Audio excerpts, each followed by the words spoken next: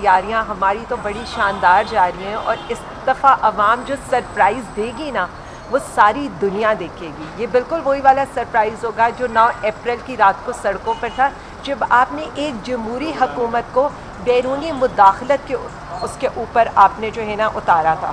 اور یہ وہی والا سرپرائز ہوگا جو 8 فیبرری کو ہمارے عوام نے آپ کی پوری الیکشن مینجمنٹ کو الٹا کے رکھ دیا تھا.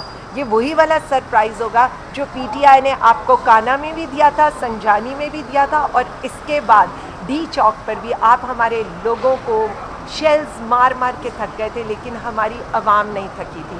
یہ جو لوگ یہ کہہ رہے ہیں نا، اور رات جو خان صاحب پہ پرچہ ہوا ہے، تو میں آپ کو صرف اتنا بتا دوں، نہ اب ایف آئی آرز کی کوئی اوقات رہ گئی ہے، نہ اے ٹی اے کی کوئی اوقات رہ گئی، اور نہ آپ نے عدالتوں کی کوئی اوقات رہنے دی ہے. کیونکہ کل جب خان صاحب کو عدالت نے رہائی کا آرڈر دیا تو ایک اور پرچہ کرنے کا مقصد ہے کہ عدالت کی رہائی کا حکم اور اسلام آباد ہائی کورٹ کی رہائی کا حکم بھی ایک کاغذ کے پرزے سے زیادہ نہیں ہے. تو میں صرف اتنا کہنا چاہوں گی، یہ جو عدلیہ کے ہمارے لوگ بیٹھے ہیں، صرف ظلم پی ٹی آئی کے ساتھ تو نہیں ہو رہا، ظلم تو اب آپ کے ساتھ بھی ہو رہا ہے. ہمیں چھوڑیں، آپ اپنے لیے تو کھڑے ہو. میں ہمیشہ یہ کہتی ہوں، ایسا نہیں ہوگا کہ ہمارے گھروں تک آگ پہنچے گی تو ساری دنیا کے گھر محفوظ رہیں گے. سب کے گھروں تک باری باری آگ پہنچے گی، تو فیصلہ آپ نے کرنا ہے. اکیلے آپ لوگوں نے اس کا مقابلہ کرنا ہے، یا جڑ کر ایک ہو کر 24 نومبر کو خان کی کال پر نکلنا ہے. اور چلتے چلتے ایک بات میں مقتدرہ کو بتانا چاہتی ہوں، خان صاحب پہ ایک پرچہ ضرور کیجیے گا، بہادری کا، شجاعت کا، جرت کا، فستائیت کا، جواں مردی سے مقابلہ کرنے کا. ایک تمغہ ضرور دیجیے گا کہ میرا لیڈر آؤٹ آف سلیبس آ گیا ہے، آؤٹ آف دا باکس آ گیا ہے. آپ نے آج تک وہی لیڈر دیکھے تھے جو ڈیل کر کے، جن کے پلیٹلیٹس گر جاتے تھے اور وہ لندن کی فلائٹ پکڑ لیتے تھے یا جدہ کی فلائٹ پکڑ لیتے تھے. یہاں پر جو مرضی کر لیں، میرا لیڈر چھوٹے دروازے سے نہیں نکل کر آئے گا، وہ سر جھکا کر اپنے عوام کی حقیقی آزادی لے کر بڑے دروازے سے سر اٹھا کر آئے گا.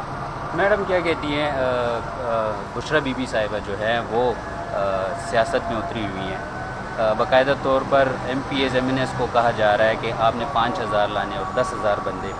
آپ کیا سمجھتی ہے کہ علی امین گنڈاپور سے اختلافات ہیں ان کے، یا علی امین گنڈاپور کے ساتھ ان کی نہیں بنتی اسی لیے وہ اس طرح سے اقدامات کرے؟ کیونکہ علی امین گنڈاپور جو ہے نظر نہیں آ رہے جلسے کے حوالے سے، اور خواتین کی تعداد جو ہے پشاور میں اس جلسے کے حوالے سے نظر نہیں آ رہی، اس کے حوالے سے بھی بتائیں. میں سلام پیش کرنا چاہتی ہوں عمران خان صاحب اور ان کے پورے خاندان کو، بی بی صاحبہ کو، علیمہ آپا کو، عظمیٰ آپا کو، نورین آپا کو، اور ملٹری کسٹڈی میں بند ہمارے باقی لوگوں کو، اور حسان کو.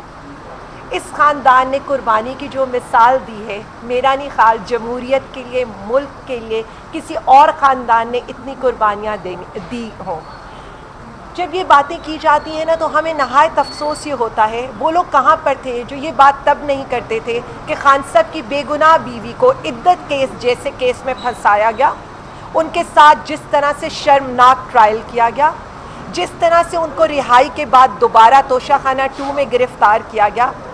تب ہم لوگوں کی یہ ساری سمجھ بوجھ، سیاست میں کسی کا کردار کیوں نہیں جاگا تھا؟ اس کا جواب صرف اتنا ہے، ہم سب کے خاندان تب سامنے آئے جب ہم سب خود جیلیں بھگت رہے تھے، عدالتیں بھگت رہے تھے. ہمارے حلقوں میں تب نکلے جن کا کوئی سیاسی کردار نہ پہلے تھا نہ ہوگا. یہی میں کہنا چاہتی ہوں، بشرا بی بی صاحبہ نے ایک ہی جرم کی سزا پائی ہے، وہ اپنے شوہر سے وفاداری نبھانے کی. علیمہ آپا، عظمیٰ آپا اور نورین آپا نے ایک ہی سزا پائی ہے، اس وطن سے محبت کی اور اپنے بھائی سے محبت کی. تو مجھے صرف اتنا کہنے دیں، ان محبتوں کو، ان پیارے رشتوں کو یہ کہہ کر رسوا نہ کریں.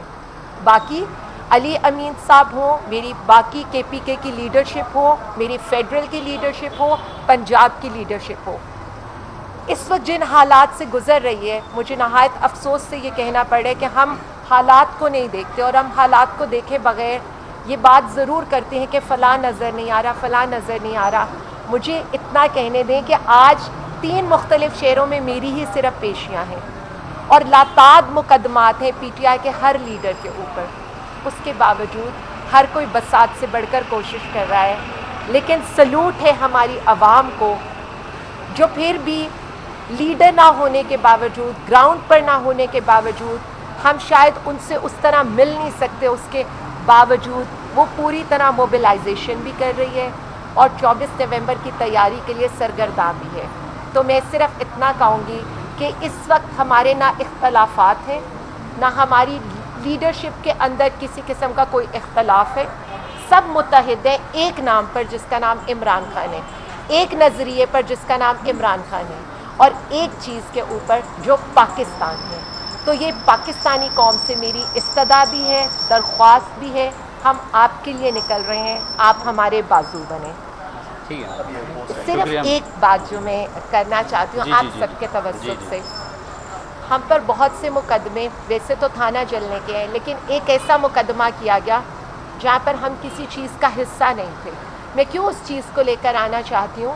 کیونکہ مجھے یہاں لوگوں کو بتا لینے دیا جائے کہ ایئر فورس کے جہاز کسی کی سرجریوں کے لیے پاکستان سے جینوا تو جا سکتے ہیں، ہمارے ہیلی کاپٹر کسی کے سری پائے نہاریاں تو لا سکتے ہیں، لیکن ہمارے جو 12 شہید ہوئے تھے ان کی لاشیں لانے کے لیے ہمیں خچروں پر ان کی لاشیں رکھ کر ان کی جو بے حرمتی کی گئی وہ قابل مذمت بھی ہے۔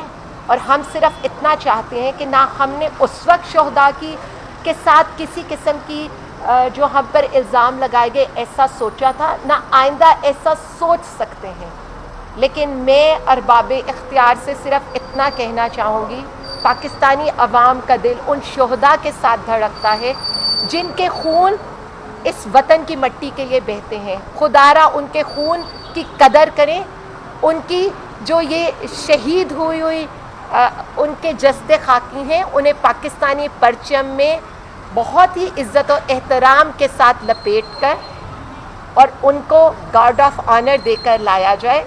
ہمارے ریسورسز، ہمارے ایئر فورس کے طیارے، ہماری انرجیز، ہمارا مال و دولت، سب کچھ ایسے لوگوں پر قربان ہے۔